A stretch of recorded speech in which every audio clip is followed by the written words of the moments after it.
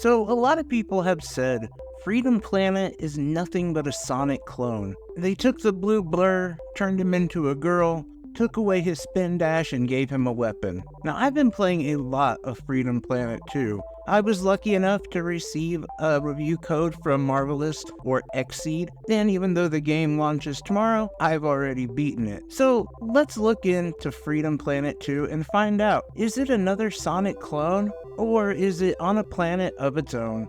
But before we get into that, please hit that like and subscribe button, help the channel grow, even though I just said that super cringy intro. Let's start off with what is actually happening in Freedom Planet 2. Who are these characters? What's their motivation? What's going on? And if you're like me and you've never played the first one, can you still play the second without knowing the story from the first game? Well, let's just start where this game picks up, and that is about 3 years after the first game ended. Now, everything's been pretty quiet until an out-of-control robot destroys Lilac and Carol's treehouse, leaving our heroes without a place to stay. And shortly after, the Royal Magister summons them to investigate this robot invasion. Who sent them? Where are they coming from? And does this have any sort of implication to Brevin, the evil bad of the first game? Well, this then sets up our adventure as we go to fight sky pirates. One of them happens to be Carol's sister, who's trying to steal from a local museum, as we have to save an incredibly important drone named Pengu, traveling to a different kingdom to compete in Shang Mu's battle sphere, and happen to fight a local celebrity of sorts.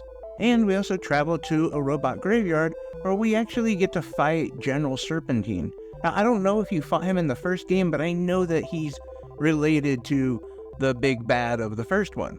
Now, I'm not giving too much away because this is just sort of the intro of the game. It really sets up the characters that are going to be in the story, teaches you about the world that you're in, the planet, Avalis, help some of us who've never played the first game sort of get the gist of what happened, at the same time introduce new gameplay and mechanics to veterans of this series. Because as I said before, it's at this point that the story really takes off, and we actually learn who is the big bad guy of this game. And if it seems like that was kind of a lot, yeah, it felt that way for me too, but at the same time it wasn't overwhelming. The story is honestly done really well. And the writing is really good, which I was very surprised by. Not only is it really funny, but it's also really engaging. It actually made it hard for me to stop wanting to play. Whenever there'd be a natural place where you could save and quit for a while, always be a little bit of a cliffhanger, just a little bit more I want to find out. And on more than one occasion, I stayed up way past my bedtime thanks to that. But honestly, I love that. That type of engagement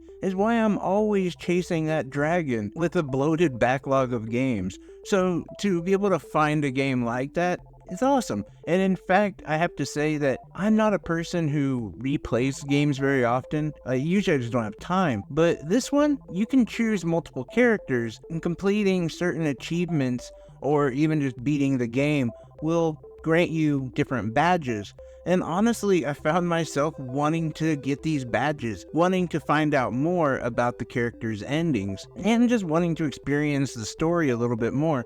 See, this game is not overly complex, the story isn't Shakespeare, but it has the feeling of like a really good action movie. You know, not one with Vin Diesel, like a really good one. I'm joking, Mr. Diesel can act, I suppose. Anyway, the other thing about this game that keeps it going is the combat itself, the gameplay. You know, I mean, that's really why we're here, right? I mean, 90% of the game is gameplay. And even though in some aspects, it has the aesthetic of like a Sonic feel to it. It's that 2D, almost speedrun kind of mentality.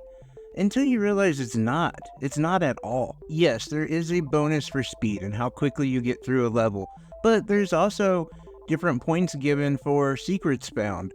And when you find out that a majority of the actual combat isn't just getting into a ball and slamming into a character, no, a lot of it has to do with timing, guarding, attacking, and yes, even smashing them with the motorcycle.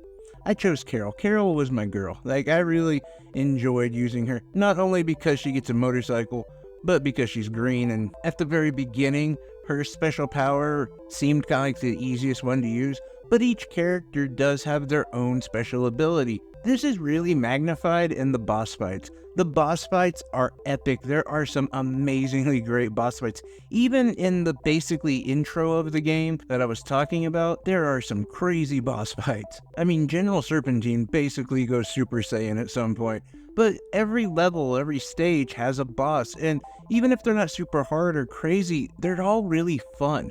The spider in one of the levels, there's usually like a big creature, which I'm really into. Like, I like that aesthetics. I don't know why, but just like a gigantic monster I gotta fight is something I really appreciate in a game, and that is definitely here. But honestly, it wasn't just about the boss fights. As I got into the game, I really started to appreciate the levels themselves and the way that they break down. In the infancy of the game, yeah, they do seem to be a little basic, you know, really concentrating on just how fast you can get through them. But pretty early on in the game, you start to realize all of the different puzzles that are in the levels, how they work intricately with each other to sort of propel you forward, yet also keep you engaged in actual combat with enemies, and not just running from point A to point B. And many of these stages had their own mechanics, whether it would be like this green goo that you had to swim up at times or swim through, whether it be the opera house and actually powering the opera house, which is a really fun yet at times frustrating puzzle. It's not overwhelming, it's just there's some platforming that about snapped a couple times. But no, like, there's so many levels like that in this game where they have their own little mechanic in the level itself. Like, I haven't really seen creativity in this sort of 2D platformer style game since like Mario Wonder, honestly. Like, it is that level if you ask me. And it's one of those games that when they say, oh, it's a Sonic clone, I'm like, Sonic wishes, honestly.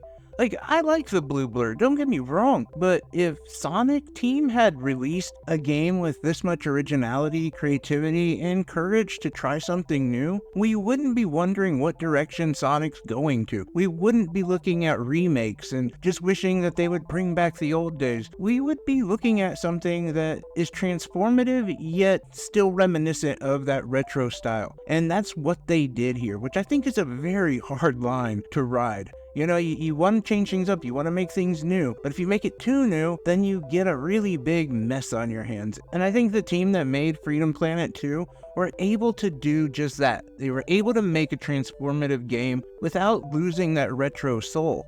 Pushes the envelope just a little bit, has some great writing, yet also gives us some of that mindless running and just energy that we like with a lot of 2D platformers. And they were able to do this really nicely. Now, as far as aesthetics and things of that nature are concerned, I really liked it. I love the characters. I think they just have a ton of personality. The environment looks great. As I said with the story, I absolutely love it. Gameplay, I did forget to mention that there is upgradables, like you can upgrade your attack power, your defense, etc. You can also equip different potions. I'm not gonna lie, I appreciate some of the accessibility options.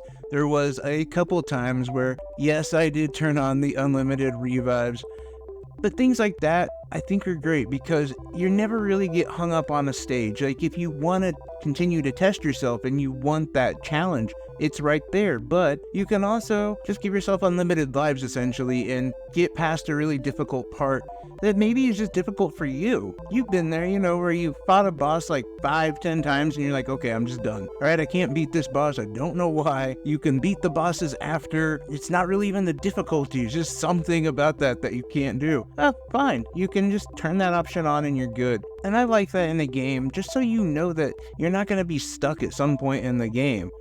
Now, I also forgot some of the other collectibles and things that you can purchase, like different songs, like songs for your jukebox. The music in this game, fantastic. Absolutely knocked it out of the park. I also really like the voice actors. They really defined the characters and gave them a lot of personality. And they really just gave these characters life. And so I guess for me, I have to give this game a 9 out of 10. I was just really impressed with it and really had a fun time playing it. I think I can't overemphasize just how much fun it is. That is the main takeaway that I would leave you with. But anyway, let me know what your thoughts are. Have you thought about this game? Have you seen this game? Is this a game you're thinking about getting? Anything and everything down in the comment section is much appreciated. I love each and every one of you guys. Take care, everyone. Bye-bye.